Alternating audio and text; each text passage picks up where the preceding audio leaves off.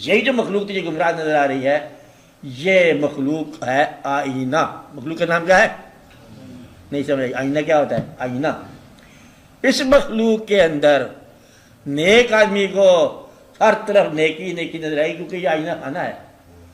جو مخلوق کے پاس گیا جیسا گیا اس کو ویسی مخلوق نظر آئی. برے کو ہر طرف برائی نظر آئی, اچھے کو ہر طرف اچھائی نظر آئی.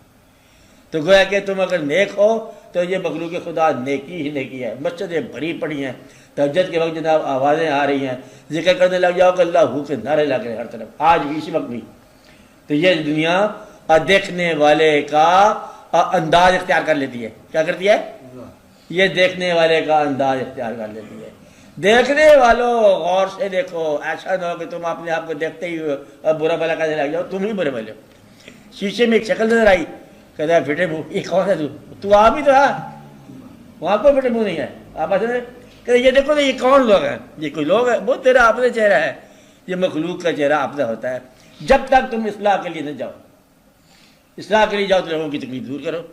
اس لیے لوگوں کے بارے میں اب بات سمجھ لو. لوگوں کے بارے میں کیا کہا؟ توبہ کا دروازہ بند کرنے سے ہونے سے پہلے ان کو گمراہ سمجھنا یہ گمراہی ہے. کیا کہا؟ دنیا کو توبہ کا دروازہ بند ہونے سے پہلے گمراہ کہنا ہی گمراہی ہے. کوئی پتہ نہیں ہے کون سا برا آدمی کب توبہ کر کے نیک ہو جائے, کوئی پتہ نہیں کون سا نیک آدمی سیڑھی سے نیچے اتر جائے, کچھ پتہ نہیں کیا ہونے والا ہے. اس لیے جس کو اللہ تعالیٰ نے ایک بزرگ تھے اس کے ساتھ کوئی جاتی زور سے شور مچا دیا, انصاف اللہ نے اس کو پیر سے جانا ان کا پکڑ ٹھہر جاتا. تو جو انصاف مانگ رہا ہے نا, بے وقوف مرید, اور یہ بے وقوف مطلب کم از کم یہ بڑا بڑا مرید تھا. کیا نام تھا اس کا؟ یہ دلی میں مرید تھے, ان کے پیر تھے ہرے بھرے. اور یہ کون تھا؟ سرمد. سمجھ لو سرمد صاحب مجذوب کو ان کا سر قلم کر دیا گیا کہ کلمہ کہتے یہ نہیں مانتا. وہ کہتے اس نے کہا کلمہ بادشاہ وقت نے کہا لا الہ الا اللہ, کہتے آگے کچھ نہیں, لا الہ الا اللہ. انہوں نے کہا سر قلم کر دیا, تو پورا کلمہ نہیں پڑھتا. کہتے ہیں کہ اس کے ساتھ مطلب ہے خون سے یہ آواز آئی محمد رسول اللہ. اس نے کہا یہ میں ادب سے مطلب ہے نہیں کہہ سکتا کہ میں اس قابل نہیں زبان سے نام لوں, بارہ میرے روم میں یہ لفظ. خیر اس کو جلال آ گیا سرمد کو.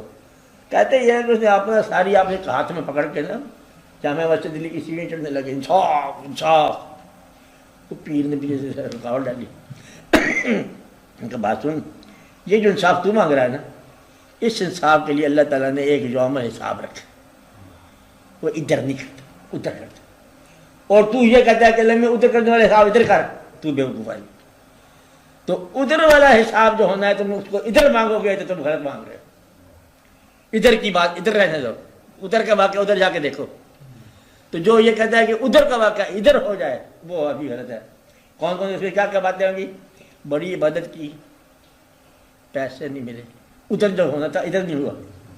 کہتا ہے ہمیں جنت کہاں سے ملنی ہے, ہماری غریبی دور نہیں ہوئی, جنت کہاں سے آئے گی. اب یہ غریبی اور چیز ہے, جنت اور چیز ہے, وہ ادھر کی بات ہو رہی ہے.